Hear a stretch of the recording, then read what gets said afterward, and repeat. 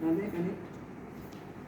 हरे राम राम राम हरे हरे, हरे कृष्ण कृष्ण कृष्ण हरे हरे, हरे राम राम राम हरे हरे, हरे कृष्ण कृष्ण कृष्ण हरे हरे, हरे राम राम राम हरे हरे, हरे कृष्ण कृष्ण कृष्ण हरे हरे। राजाधिराज प्रभु रामचंद्र महाराज की जय। अनंत कोटी ब्रह्मांड नायक राजाधिराज योगीराज श्री गुरु अक्कलकोट निवासी स्वामी समर्थ महाराज की जय। अनंत कोटी ब्रह्मांड नायक राजाधिराज योगीराज श्री गुरु समर्थ रामदास स्वामी महाराज की जय। अनंत कोटी ब्रह्मांड नायक राजाधिराज योगीराज सच्चिदानंद सद्गुरु श्री ब्रह्म चैतन्य स्वामी महाराज की जय। जय जय रघुवीर समर्थ। गणेश शारदा चैव सद्गुरु सज्जनस्तथा आराध्य दैवतं गुह्यं सर्वं मे रघुनन्दनः। गुरुर्ब्रह्मा गुरुर्विष्णु गुरुर्देवो महेश्वरा, गुरुः साक्षात् परब्रह्म तस्मै श्री गुरवे नमः। शुकासारिके पूर्ण वैराग्य जाचे, वसिष्ठा परी ज्ञान योगेश्वराचे, कवी वाल्मिका सारिखा मान्य ऐसा, नमस्कार माझा सद्गुरु रामदासा। मला वाटते अंतरित्वा वसावे, तुझ्या दास बोलासी त्वा बोध व्हावे। अपत्या परी पाववी प्रेम ग्रासा, महाराज या सद्गुरु रामदासा। राजाधिराज प्रभु रामचंद्र महाराज की जय। सद्गुरु श्री समर्थ रामदास स्वामी महाराज की जय। सद्गुरु श्री स्वामी समर्थ महाराज की जय। सद्गुरु श्री ब्रह्म चैतन्य स्वामी महाराज की जय। जय जय रघुवीर समर्थ। श्री रामरायांच्या चरणी, श्री समर्थांच्या चरणी, श्री स्वामींच्या चरणी, श्री महाराजांच्या चरणी आणि आपणा सर्व श्रोत्यास वंदन करून आज आपण दशक 8वा समास 4 सूक्ष्म भूते निरूपण या समासावर विवरण करणार आहोत। तत्पूर्वी सद्गुरूंना प्रार्थना करू। गणेश शारदा चैव सद्गुरु सज्जनस्तथा आराध्य दैवतं गुह्यं सर्वं मे रघुनंदना। गणेश शारदा सद्गुरूंना चरणी वंदनी केली प्रार्थना, द्यावे तुम्ही आशीर्वचना। सद्गुरु महिमा गावयाला, सद्गुरु असती परमात्म स्वरूप, तयांचे संगती सुखमाप, पाझरती लोचन आपोआप, गातावती तयांची धर्माची घडी विस्कटल्यावर, परब्रह्मावतरे धरेवर, तेची माझे गुरुवर, सत्य सत्य त्रिवाचा, करुणी तयांचे त्रिवार वंदन, वाचे गायन तयांचे महिमान, कृपा प्रगटे शब्दरूप घेऊन, माझिया पुढती सद्गुरूंचे कार्य थोर, करणे असे जगदोद्धार, कृपेसी तयांच्या नाही पार, हेची सत्य असतसे। सद्गुरु महिमा गाऊनी नित्य, साधावे आपले परमहित, सद्गुरु विनया जगतात अन्यत्राता नसेची, सद्गुरूंना करुणी प्रणिपात, सदैव राहू तयांचे अंकित, आशिष त्यांचे लाभती नित्य, सदैव सकलासी।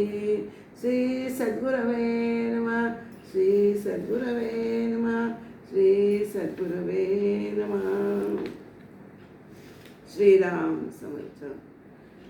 दशक 8 समास 3च्या शेवटी आपण पाहिले की मूळ मायेच्या बुडाशी अगदी मुळाशी जाऊन बघितले किंवा या अविद्यामय भूमंडळावरही पाहिले तर सगळीकडे पंचमहाभूतांचाच विस्तार आहे असं आपल्याला आढळून येईल.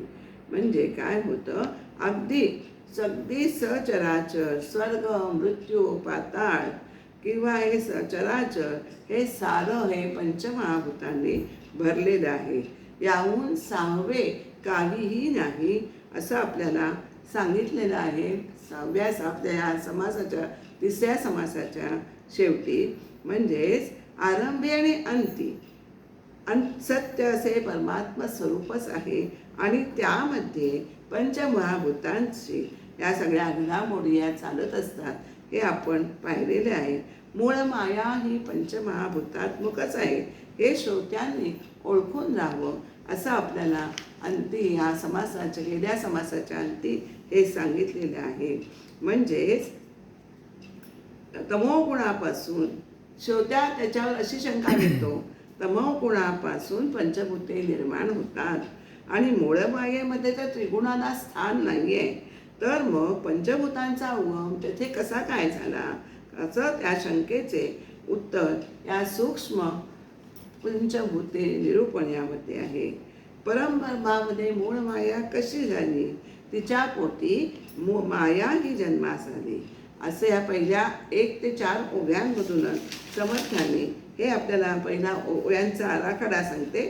ओवी 1 ते 4 यामध्ये ब्रह्मापासून पंचभूतांपर्यंतची सृष्टी उत्पत्ती ही प्रथम सांगितली आहे आणि ओवी 5 ते 38 मध्ये गुणांपलीकडील मूळ मायेतील पंचभूतांचं विवरण हे सांगितलेलं आहे.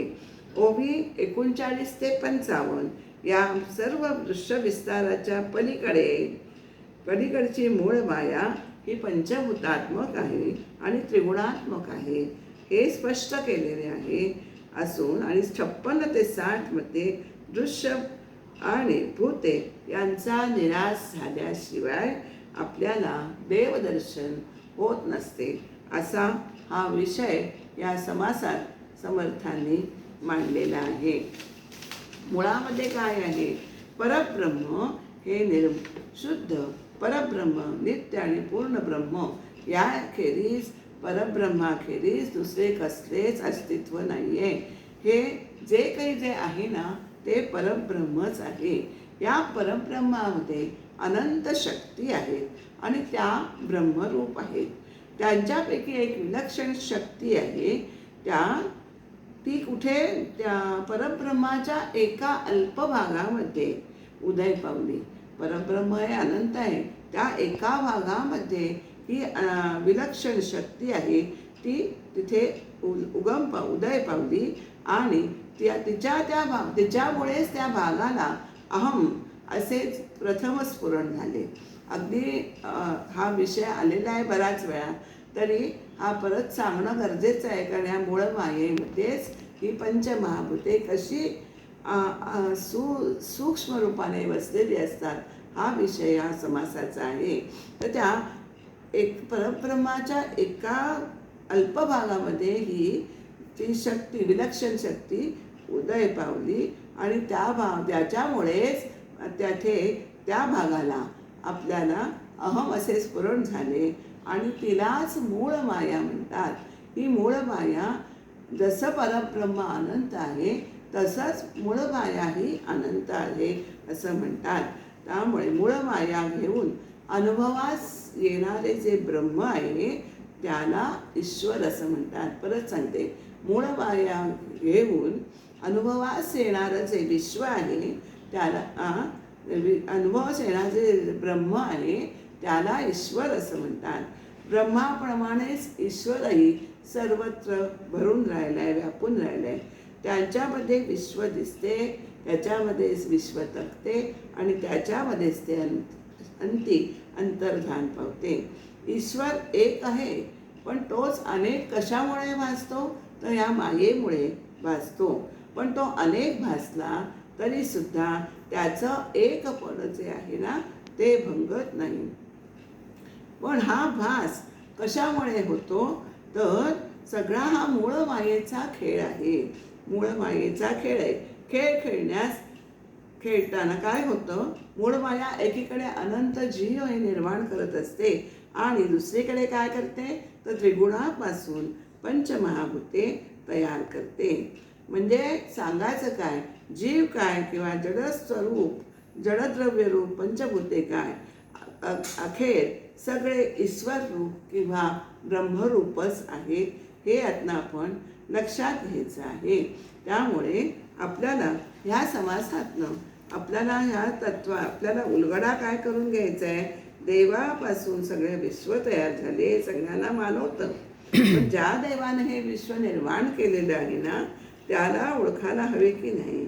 सिद्ध पुरुषांच्या भूमिकेवरून आपल्याला हे कळून येतं सहजपणे. पंचभूते परब्रह्मामध्ये मूळ माया झाली, तिच्या पोटी ही माया जन्माला येते. हे पहिल्या 1 ते 4 ओव्यांमधून समर्थांनी आपल्याला सांगितले आहे. आणि मायेमुळे मायेने या त्रिगुणांना जन्म दिलेला आहे. आणि ते म्हणून तिला गुणक्षोभिणी असं म्हणतात. गुणक्षोभिणी जेव्हा गुणसाम्यावस्थेत असतात तेव्हा हे त्रिगुण जेव्हा मायेच्या पोटी उत्पन्न होतात, गुणसाम्यावस्था ही समर्थाने आपल्याला याच्यामध्ये आपल्या उलट्या क्रमाने सृष्टी रचना कशी झाली असं सांगितलेलं आहे. आधी जडापासून त्यांनी सुरुवात केली. ही सृष्टी म्हणजे त्याच्यामध्ये खरा देव नाही आहे. आणि मूळ मायेमध्येच या दृश्याचं बीज आहे असं आपल्याला सांगितलेलं आहे. मूळ मायेमधून कशी उत्पन्न झाली, हे चक्र ते असं आहे, ते मूळ मायेमधून माया उत्पन्न झाली. मूळ मायेत हे त्रिगुणही साम्यावस्थेत असतातच. आणि गुण प्रगट होताना त्याच्यामध्ये क्षोभ होतो आणि 2 त्यातले सौम्य होतात आणि 1 गुण प्रकट होताना त्या प्रकर्षाने प्रगट होतो. म्हणजे 2 गुण सौम्य आणि 1 गुण प्रकर्षाने प्रगट होतो. आणि तो त्या गुणांप्रमाणे त्या व्यक्तींचा स्वभाव आपल्याला दिसून येतो. आणि म्हणून त्रिगुणे सर्वांमध्ये असतातच. त्यांचं प्रमाण कमी जास्त असतं. प्रत्येकातच सत्वगुण जास्त किंवा रजोगुण जास्त असं नसतं. 2 सौम्य आणि 1 प्रगट असं त्याचं सरळ. म्हणजे काय लक्षात काय घ्यायचं, प्रथम मूळ मायेतून गुणसाम्यातनं आपल्याला गुणक्षोभिणी गुणमाया ही निर्माण होते. आणि त्यातनंच सत्व रज तम हे गुण निर्माण होतात. आणि या 3 गुणातूनच म्हणजे तमगुणामधूनच ही पंचमहाभूते आकाश, वायू, अग्नी, नंतर जल आणि पृथ्वी अशी क्रमाने निर्माण होतात. पृथ्वीवर आणि मग जीवसृष्टी निर्माण होते. म्हणजे अशी ही सृष्टी निर्मितीची साखळी असं आपल्याला म्हणता येईल. म्हणून आधी पंचभूतांची ओळख व्हायला पाहिजे. म्हणून समर्थांनी पंचभूतांची नावे आणि त्यांची प्रमुख लक्षणं ही असं सांगितलेलं या समासात. आणि प्रत्येक भूतामध्ये इतरही 4 भूतांचा समावेश त्याच्यामध्ये काही प्रमाणात असतो. हेही समर्थांनी इथे आपल्याला स्पष्ट करून सांगितलेली आहे. म्हणजे कसं त्याचं विवरण आपल्याला 38व्या ओवीपर्यंत आलेले आहे. असा हा पंचमहाभूतांचा कर्दम आहे. एकमेकात ती मिसळलेली आहेत. हा कर्दम आहे. असाच आपण विचार करायला लागलो तर आपल्या मनामध्ये सामान्यांच्या मनामध्ये भलत्याच कल्पना येतात. विकल्प वाढून अहंकार उत्पन्न होतो. आणि खोलवर विचार करता करता हा सगळा तिचा म्हणजे ह्या मूळ मायेचाच खेळ आहे असं आपल्याला म्हणायला लागतं. म्हणजेच या ब्रह्माच्या मायाशक्तीचा खेळ आहे हे आपल्याला लक्षात येतं. या शक्तीमध्ये सूक्ष्म पंचभूते आणि सूक्ष्म त्रिगुण आहेतच. 5 भूते आणि 3 गुण मिळून अष्टधा प्रकृती होते. हा सारा विश्वाचा प्रसारा हा त्या प्रकृतीचा खेळ आहे. हा सारा पसारा या मूळ मायेच्या अलीकडील आहे. हा पसारा केवढा तरी आवाढवला आहे. त्याच्यामध्ये आता पुढे सगळं हे येणार आहे. सप्तसागर, नंतर 21 स्वर्ग असं भरपूर वर्णन पुढे आहे. तर ते आपण आता ओवीनुसार आपल्याला पाहायचं आहे. श्री समर्थ मगाशी म्हणतात तसं ही सृष्टी रचना थोडी उलट्या मार्गाने म्हणजेच संवारणीचा आधार घेऊन करत आहे, समजावून देत आहेत. आधी स्थूल दृश्य जगताचा विचार झाला, तो खरा देव नाही हे समजलं. मग पंचभूतांनी जे हे जग बनलेलं आहे त्याचा विचार आणि त्यानंतर पंचभूते ज्यातून उत्पन्न झाली त्यांचा विचार म्हणजे गुणमाया, तिच्यातून त्रिगुण आकाराला आले असं त्याचं स्पष्ट जाणवू लागलं. आणि सूक्ष्म पंचभूतांचा आणि तन्मात्रा पाच विषय, पंचविषय आणि त्यांचे 5 इंद्रिय आणि 5 त्यांचे प्रत्येकाचे गुण वेगळे वेगळे आहेत. शब्द, स्पर्श, रूप, रस, गंध या तन्मात्रा असा या विचार याच्या समासात आपल्याला समर्थाने केलेला आहे. आणि जो चटकन आपल्याला हा जो कर्दम आहे तो वेगळा करता येत नाही, म्हणजे हे मिश्रण आहे. हा जगत म्हणजे या सगळ्या मिश्रणाचा मिलाप असा आहे, हे उकलून दाखवलेलं आहे. आता आपण समासाच्या कडे वळूया. मूळमायेमध्ये दृश्य विश्वाचं बीज असलं पाहिजे. मूळमायेतूनच माया उद्भवते, तिच्यातून गुण प्रगट होतात. त्यापैकी ह्या 3 गुणांपैकी पंचतमोगुणातून पंचभूते ही उदय पावतात आणि पंचभूतातून मिश्रणाने पंचभूतातून हे संमिश्र जे दृश्य विश्व हे आकारात येते. मागील आशंकेचे मूळ आता होईल प्रांजळ, वृत्ती करावी निवडण विषयक. मागे आपण बघितले मूळ माया ही गुणापरती आहे, गुणाच्या पलीकडे आहे. मग तिथे भूते कशी निर्माण होतात असा दशक 8 समास 3 मधल्या 66व्या ओवीमध्ये ही शंका श्रोत्याने घेतलेली आहे. त्याचं उत्तर आपल्याला इथे देत आहेत. संशयास उभे केले याचे उत्तर दिलेले पुढील समासी. तर ते मूळ उत्तर आता काय आहे ते आपल्याला ऐकायचं आहे. त्यासाठी आपली वृत्ती ही क्षणभर स्वच्छ ठेवायचे, निवळ ठेवायचे, शांत ठेवायची आहे. ब्रह्मी मूळ माया झाली, तिच्या पोटा माया आली. हे सगळं आपण आता बघितलंय, पण ओवीच्या दृष्टीने पुन्हा या ओव्या वाचते.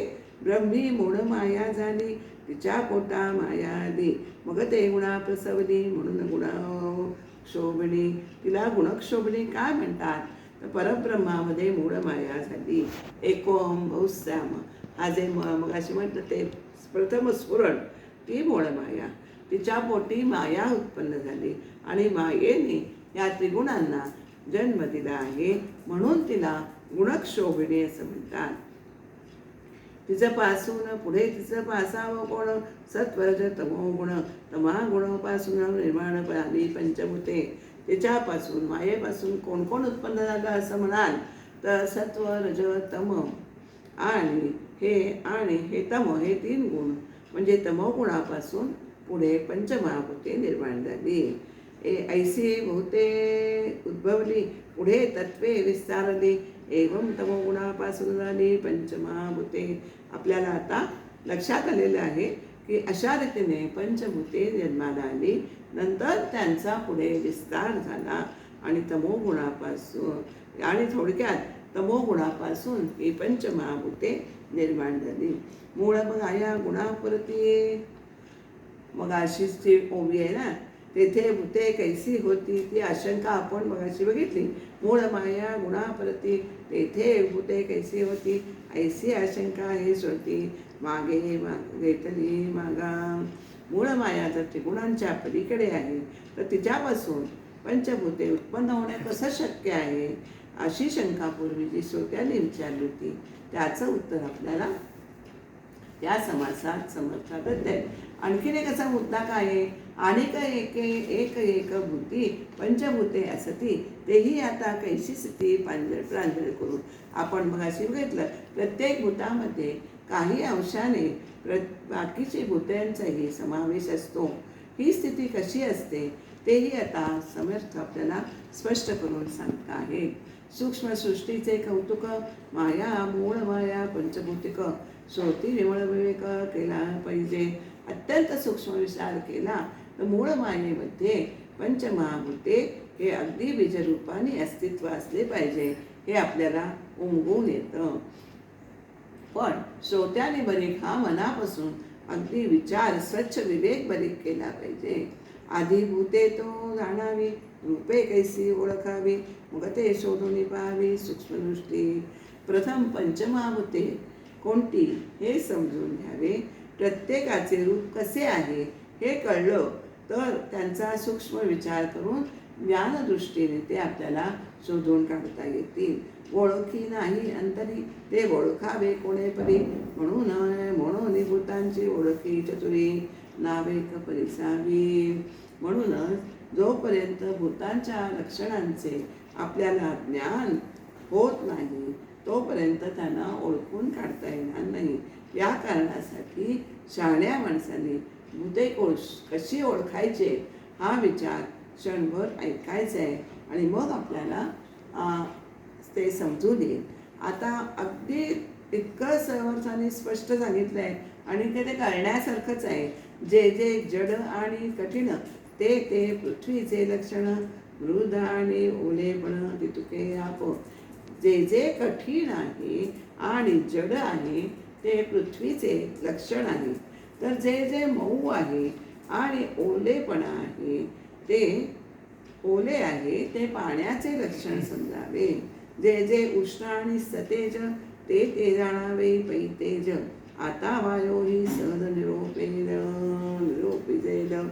आता समर्थ म्हणतात जे जे गरम आहे, उष्ण म्हणजे गरम, आणि जे जे प्रकाशयुक्त आहे ते ते सर्व तेजाचे लक्षण आहे. आणि जिवंतपण वायूचे लक्षण आहे तेही सांगतायत. काय सांगतायत? जिवंतपण चैतन्य आणि चंचळ तो हा वायूची केवळ.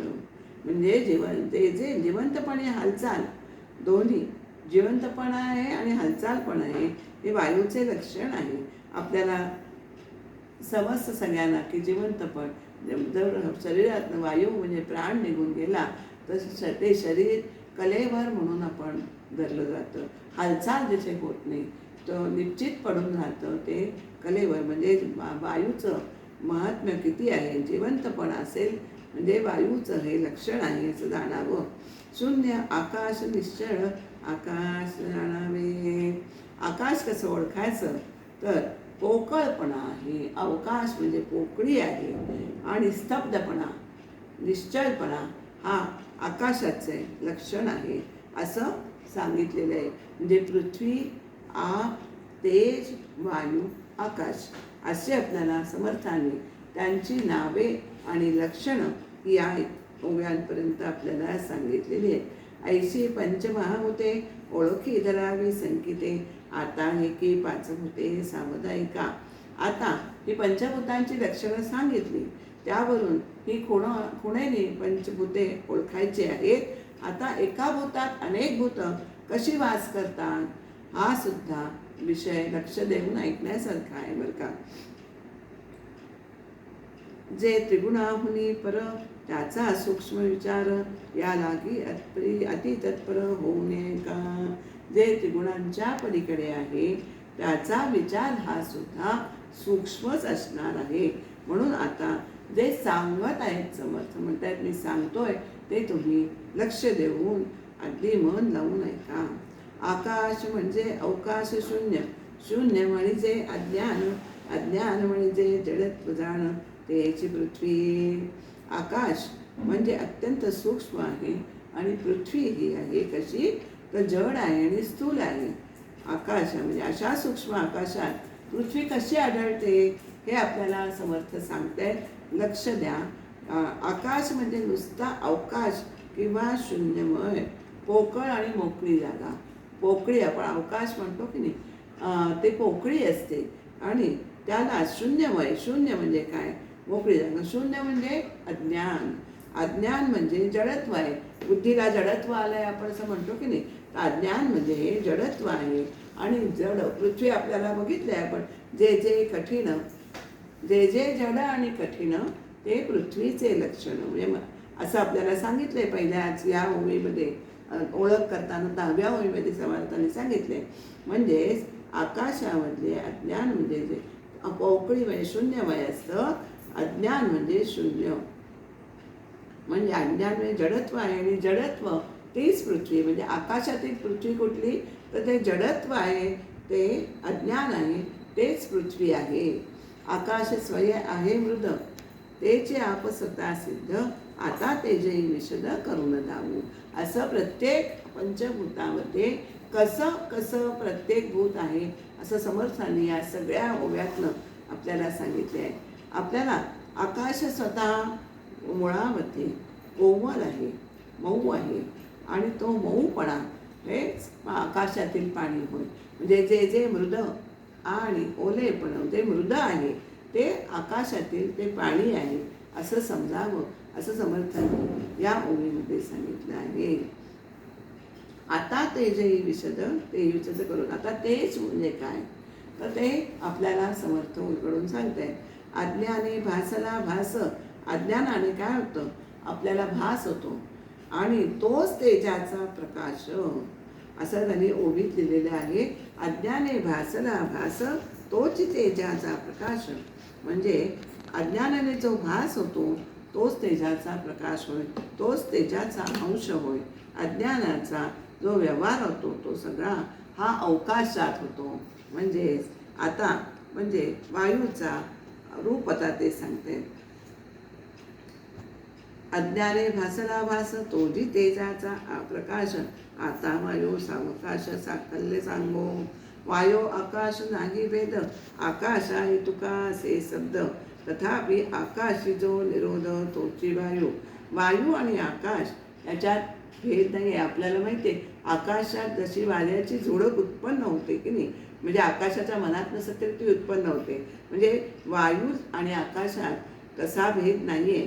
वायू देखील आकाशा इतका स्तब्ध असतो. आपण म्हणतो ना काय म्हणजे हवा अजिबात हालत नाही आहे, स्तब्ध आहे. म्हणजे म्हणजे तो ते स्तब्धपणा आहे. पण आकाशामध्ये जो प्रतिकार किंवा सूक्ष्म अटकाव असतो ना, अनुभवास येतो आपल्याला, तो त्यातील वायू होय. तथापि आकाशी जो निरोध तोची वायू. म्हणजे आकाशामध्ये जो सूक्ष्म प्रतिकार किंवा सूक्ष्म अटकाव आपल्याला अनुभवाला येतो तो वायू होय. असं समर्थांनी म्हणजे आपल्याला ही पंच आकाशामध्ये कशी उरलेली चार भूतं आहेत ते आपल्याला आत्तापर्यंत समर्थांनी सांगितले.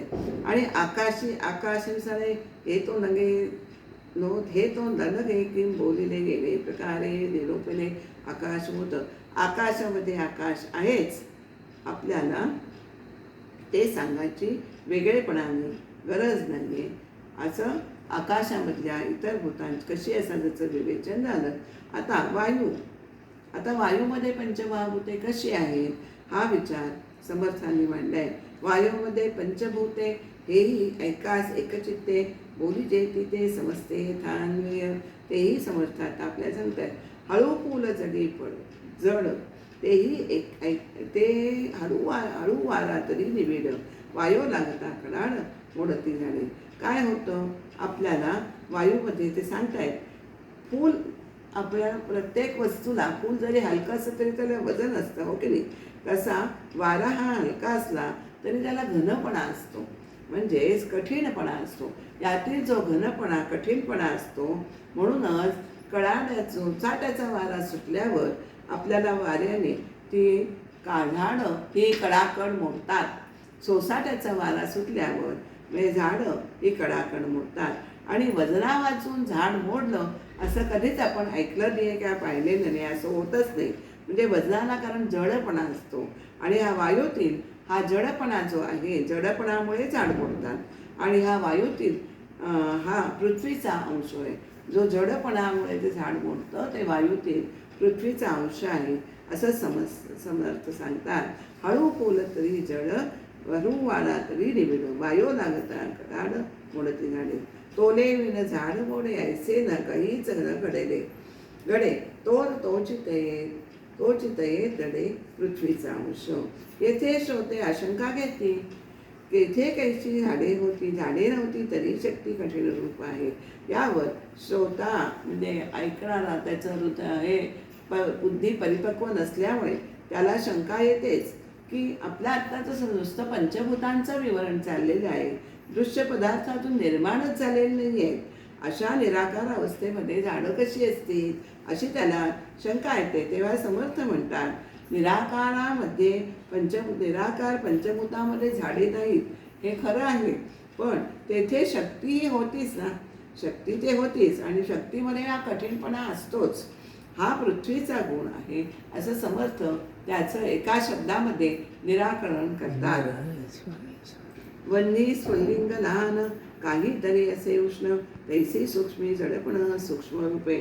आपण आता विस्तवाची ठिणगी आपण बघितली, अगदी छोटी असते पण तरी त्याच्यामध्ये त्याच्या मापात ज्या मानाने ठिणगी असते त्या मापाने त्याच्या मापाची उष्णता त्याच्यामध्ये असतेच आणि त्यामुळे असतेच. त्याचप्रमाणे सूक्ष्म वायूमध्ये सूक्ष्म रूपाने जडपणा हा असतोच.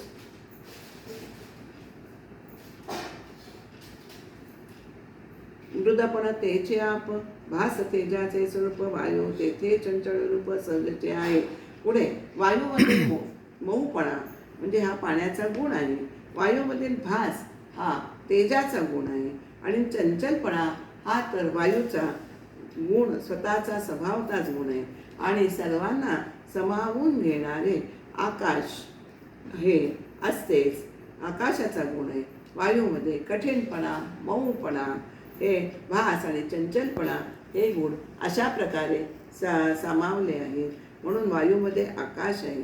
अशा रीतीने वायूमध्ये इतर भूतांचे अंश आहेत हे समर्थाने आत्तापर्यंत आपल्याला सांगितलं.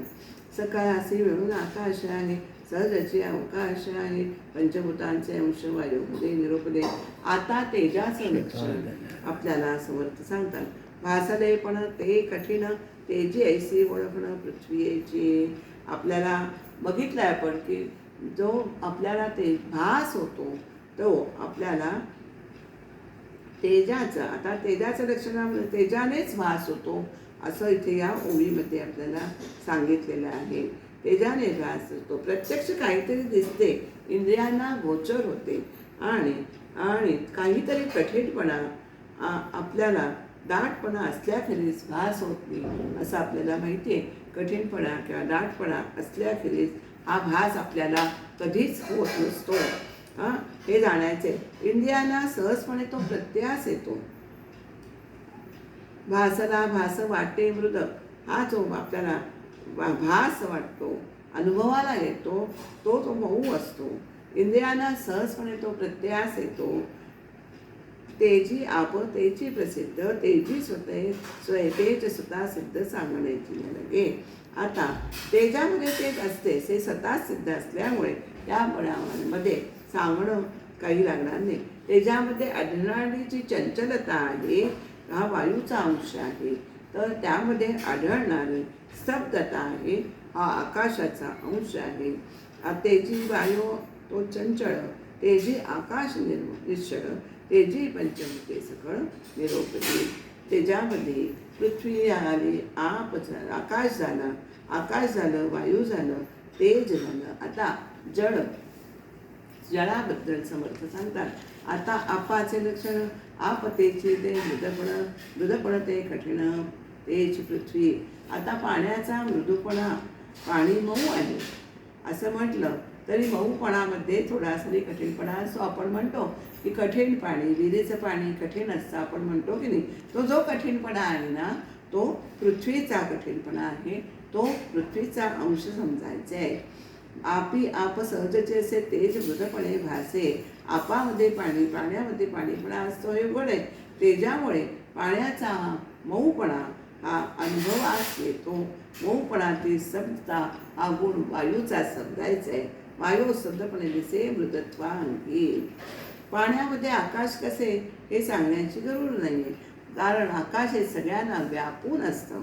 त्यामुळे आकाशाचा हा गुण आहे की सगळ्यांना व्यापून असणं हा सहज गुण आहे आकाशाचा आहे वस्तू, म्हणून ते पाण्यामध्ये असणारच. याप्रमाणे पाण्यामध्येही 5 इतर भूते कशी सूक्ष्मपणे आहेत हे आपल्याला समर्थांनी सांगून झालेलं आहे. आकाश नलके सांगावे ते व्यापकाची स्वभावे, आपी पंचभूतांची नव्हे सूक्ष्मे निरूपली. आता पृथ्वीचे लक्षण, आता पृथ्वी या चे भूताचे लक्षण सांगताय. कठीण पृथ्वी आपण कठीण अति मृदपण तेचे आप. आता आकाश पृथ्वीबद्दल काय सांगतायत बघा. कठीणपणा हा तिचा हा गुण आहे आणि कठीणपणामध्ये जे मऊपणा असतं ते पृथ्वीमध्ये पाणी समजा, पृथ्वीमधील पाणी समजावं. आपण म्हणताना सहज म्हणतो दगडापेक्षा वीट मऊ, दगड माती सगळं वीट हे सगळं माती म्हणजे पृथ्वीचाच सगळा भाग आहे. त्यामुळे कठीणपणामध्ये जो आपल्याला मऊपणा आढळतो म्हणजे दगडापेक्षा वीट मऊ हे उदाहरण अगदी आपल्याला सगळ्यांना कळण्यासारखं आहे. कठीणपणामध्ये जे मऊपण असतं ते पृथ्वीमध्ये जे पाणी समजायचे आहे. आणि कठीणत्वाचा जो भास तोच तेजाचा प्रकाश. आपल्याला कठीणपणाचा जो प्रत्यय येतो ना तोच तेजाचा अंश आहे असं समजायचं आहे. कठीणत्वी निरोधांश तोची वायू म्हणजे कठीणपणामध्ये जो प्रतिकार आपल्याला आढळतो तो वायूचा अंश समजायचा आहे.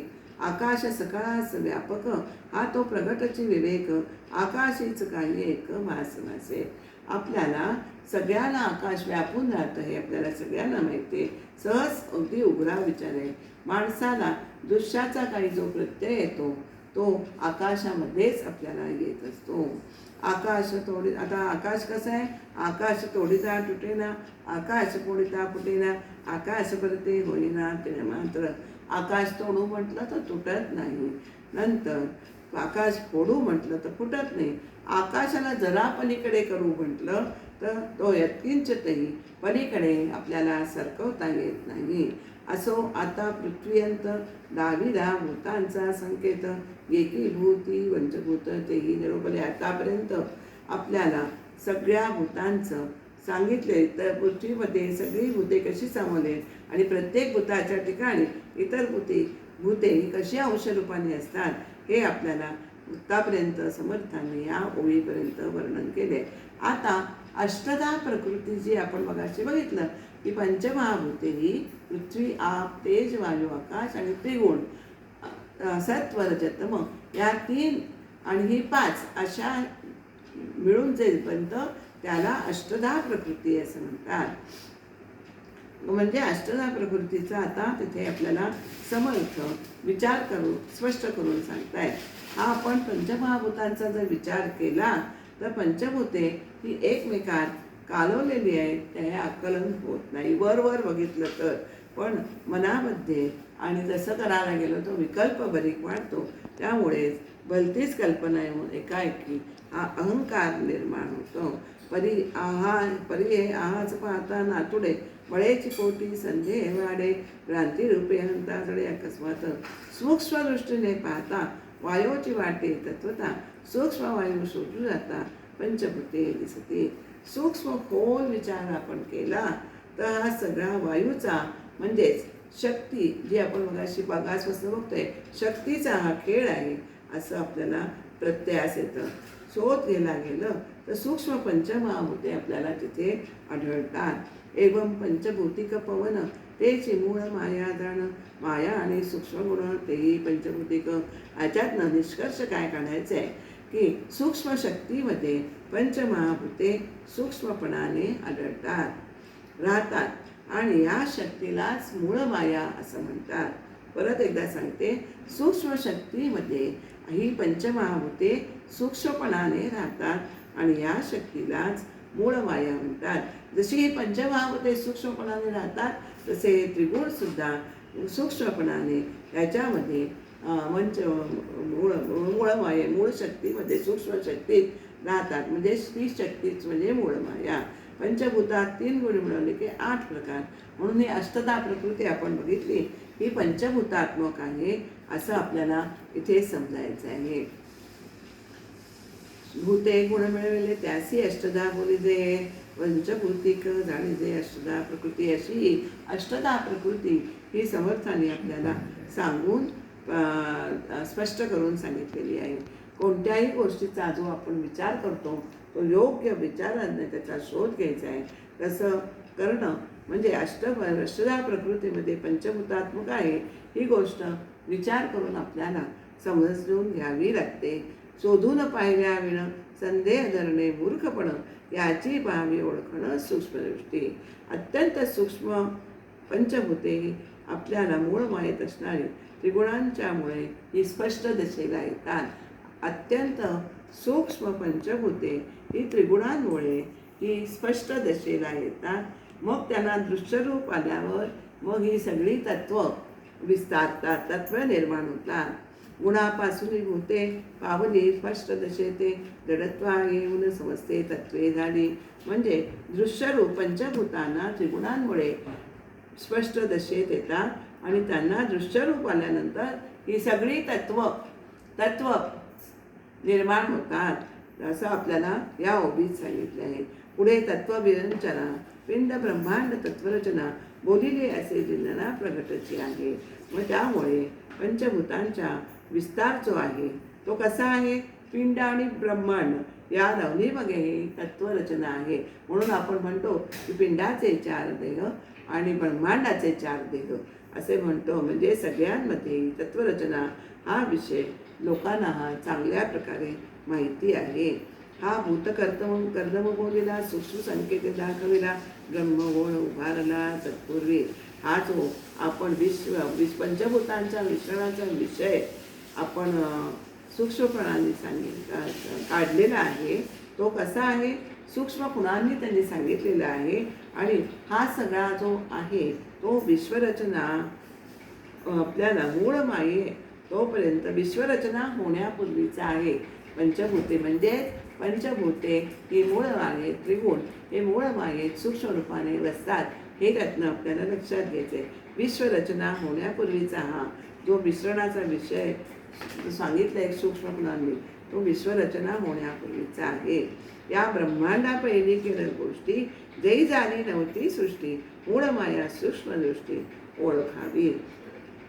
विश्व उत्पन्न होण्याआधी विश्वाच्या पलीकडे म्हणजे जेव्हा कोणतेही दृश्य हे उद्भवले नव्हते तेव्हा पंचभूतांची काय अवस्था होती ती आतापर्यंत आपल्याला सांगितलेली आहे. तेथे फक्त ही मूळ माया होती. खोल विचार करून सूक्ष्म बुद्धीने तिला आपल्याला ओळखायचं आहे.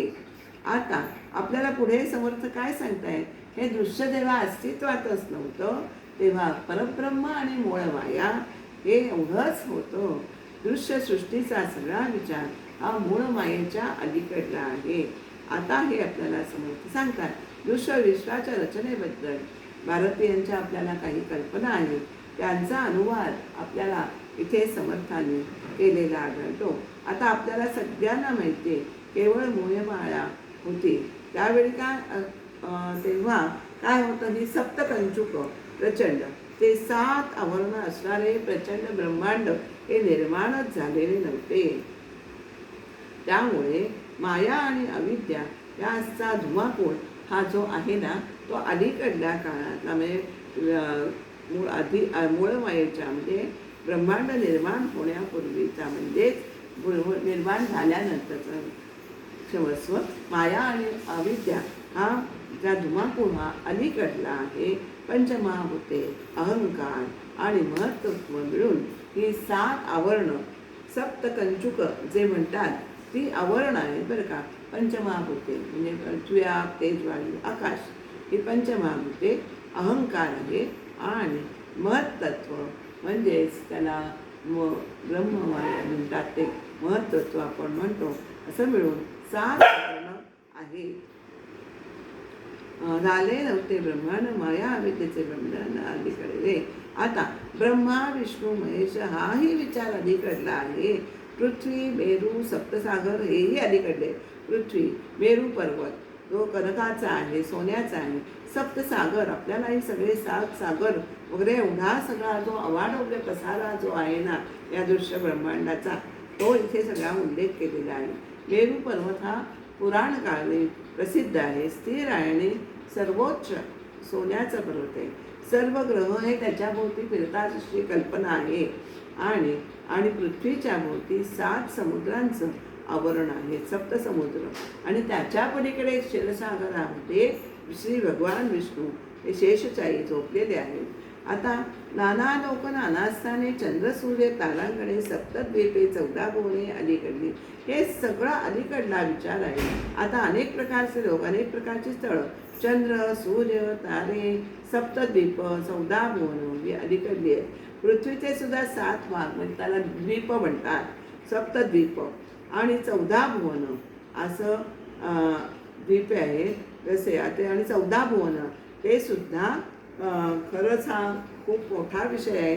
मी फक्त उल्लेख करते त्यांचा की पृथ्वीचे 7 भाग कोणते? जम्बूद्वीप आपण म्हणतो की द्वीप, लक्ष, शाल्मली, कुश, क्रौंच आणि शाक आणि पुष्कर ही सप्तद्वीप आहे. आणि 14 भुवन कशी आहे तर ती भुवा, भुवा, स्वा, महा, जना, तपहा, सत्य हे 7 लोक. आणि पाताळ कुठले? अतल, वितल, सुतल, रसातल, महातल, तलातल आणि पाताळ हे सप्तपाताळ. म्हणजे 14 भुवने अशी 7 लोक आणि 7 पाताळ मिळून 14 भुवन होतात. हाही विचार अलीकडला आहे. शेष, कुर्म, सप्त पाताळ, 21 स्वर्ग, अष्टदिक्पाल, 33 कोटी देव सकळ अलीकडले, हे सगळं अलीकडलं आहे. काय काय आहे? शेष, कुर्म, 7 पाताळ, 21 स्वर्ग, 8 दिक्पाल आणि 33 कोटी सगळे देव हे अलीकडले आहेत. आणि 21 स्वर्ग म्हणजे कोणाकोणाचे आहे? त्याच्यामध्ये ब्रह्मा, विष्णू, महेश या सगळ्यांचे प्रत्येकाचे 7 मिळून असे 21 स्वर्ग होतात. आता स्वर्गांची नावं दिलेली आहेत, पण आपण ते आता मी तुम्हाला आता सांगत नाही, कारण ते प्रचंड खूपच मोठा विषय. 21 स्वर्ग सांगायला वेळ लागेल. तसेच 12 आदित्य, 11 रुद्र, 9 नाग, 7 ऋषेश्वर, दाना देवांचे अवतार हेही अलीकडले आहेत. मेघ, मनु, चक्रवर्ती, नाना जीवांची उत्पत्ती, आता असो सांगो किती विस्तार. अशा तऱ्हेने हा विस्तार जो आहे ना तो अनंत असा आहे. त्याला किती सांगायचं आहे, त्याला सीमा नाही. तरी सुद्धा समर्थांची खासियत आहे की प्रत्येकाचा विस्तार ते अत्यंत सूक्ष्म सगळ्यांना समजेल असा करून सांगतात. चक्रवर्ती, मनु, राजा सगळ्यांची ह्या सगळ्या जीवांची उत्पत्ती आपल्याला विस्तार सांगता येणं किती सांगावं तेवढा थोडाच आहे. तर आपल्याला मनु एकंदर हे मनुसुद्धा एकंदर 14 आहेत बरं का. स्वयंभुव मनु हा त्यापैकी पहिला आणि वैवस्वत मनु हा 7वा. सूर्यासने ज्यास अध्यात्माचा उपदेश केला तो वैवस्वत मनु होय. सध्याच्या मानवाचा तो मूळ पुरुष आहे. आता सकळ विस्ताराचे मूळ, एवढ्यावरून आपल्याला लक्षात काय घ्यायचं आहे? सकळ विस्ताराचे मूळ ते मूळ मायाच केवळ, मागा निरूपली सकळ पंचभूतिक. याच्यावरून आपल्याला जो विस्तार सांगितला त्या सगळ्याचे मूळ काय आहे? मूळ मायाच आहे. मूळ माया ही पंचभूतात्मक आहे. हे आपल्याला पूर्वीच आपण सांगितलेलं आहे. सूक्ष्मभूते जे बोलले तेच पुढे जडत्व आले, ते सकळही बोलले पुढे समासी. जी सूक्ष्मभूते आहेत ती नंतर तीच दृश्यरूप धारण करतात. ते सगळं विवेचन आहे ते पुढच्या समासात आहे. पंचभूते पृथकाकारे पुढे निरोपली विस्तारे, ओळखी कारणे त्याद्वारे श्रोती श्रवण करावी. पंचभूतांपैकी प्रत्येक भूताचे स्वरूप वेगवेगळे पुढे हे सांगितलेले आहे, वर्णन केले आहे, विस्ताराने वर्णन केलेले आहे. आणि त्यासाठी येण्यासाठी श्रोत्यांनी हे मनापासून ऐकायचं आहे.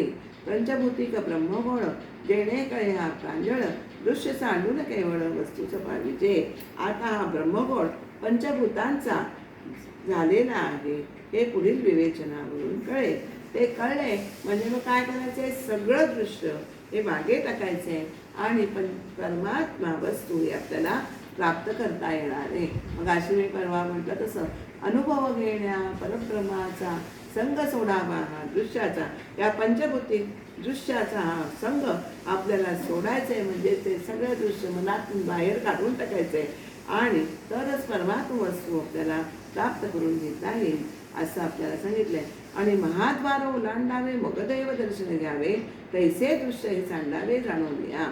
आपल्याला महाद्वारी जाऊन देवाचं दर्शन घ्यायचं असेल तेव्हा काय करायला लागतं? आपण महाद्वार ओलांडून आपण आत गेलं की आपल्याला देवाचं दर्शन घेता येतं. त्याचप्रमाणे हे दृश्य विश्व पंचभूतिक आहे, ओळखावे आणि ते महाद्वारासारखं आहे ते ओळखून आपण मागे टाकायचे आणि मग आपल्याला हे ब्रह्मदर्शन घडतं असं आपण निश्चित समजावं. देहाची आणि दृश्याची किंमत आपण मनातून ते सांडण्यासाठी सर्व साधना करायची असते. आपल्या देहाची किंमत किंवा दृश्याची किंमत ही आपण टाकून देऊन कळायची, आपल्याला ओळखून द्यायची आपल्या दृश्याची किंवा देहाची किंमत. ते साधना त्यासाठीच करायची आहे. आणि दृश्याचं आलेलं दाट आवरण हे त्याच्यामुळे हळूहळू विरून जाणार आहे. आणि मग आपल्याला पंचभूते आणि विरून गेल्यानंतर आपल्याला ते सैल होणार की आपल्याला परमात्मा भेटी होणार आहे. म्हणून हे दृश्यांच्या आता पोटी आहे पंचभूतांची जाती एकपणे पडली मिठी दृश्य पंचभूता. म्हणून या दृश्य विश्वाच्या आत बाहेर पंचभूते गच्च भरून राहिलेली आहे, दाटी झालेली आहे एकपणे. आणि दृश्य आणि पंचभूते या दोघांच्या मध्ये ऐक्याची मिठी पडलेली आहे. दृश्य हेच पंचभूते आणि पंचभूते म्हणजेच दृश्य, असं आपल्याला असं परस्परांचं ऐक्य आहे. एकपणे पडली मिठी दृश्य पंचभूता एवं पंचभूतांचे दृश्य सृष्टी रचली सावकाश श्रोती करून अवकाश श्रवण करावे. सारांश काय आहे? सगळे दृश्य पंचभूतांचेच बनलेले आहे. पंचभूतांपासूनच क्रमाक्रमाने विश्वाची रचना झालेली आहे. ती त्यांनी सावकाशपणे ऐकायचं आहे. असं पुढील समासाचं विचारोपण आपल्याला समर्थाने इथे केलेलं आहे. असं सांगून आपण सूक्ष्म पंचमहाभूते विवरण हे आपण हा समास येथे आपण समाप्त करत आहोत. समास चौथा सूक्ष्म पंचभूते निरूपण आपण केलेलं आहे आणि ते आपण समर्थांच्या चरणी अर्पण करूया.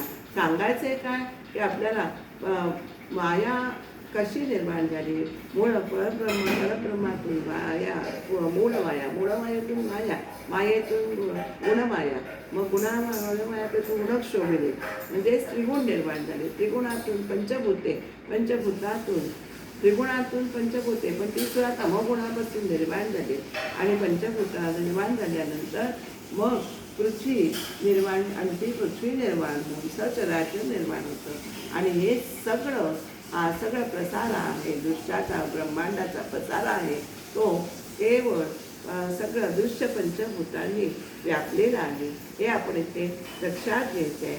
आणि ही पंचभूते आपण एकमेकात कशी मिसळलेली आहे हे आपल्याला, आणि त्याच सर्व आपल्याला वावरायला लागतं, पण त्यांचा आपल्याला एकमेकांपासून काढवली असल्यामुळे ते आपल्याला वेगळी करता येत नाही. पण त्यांचं लक्षणावरून आपण त्यांना वेगळं जाणण्याचा प्रयत्न करायचा आहे.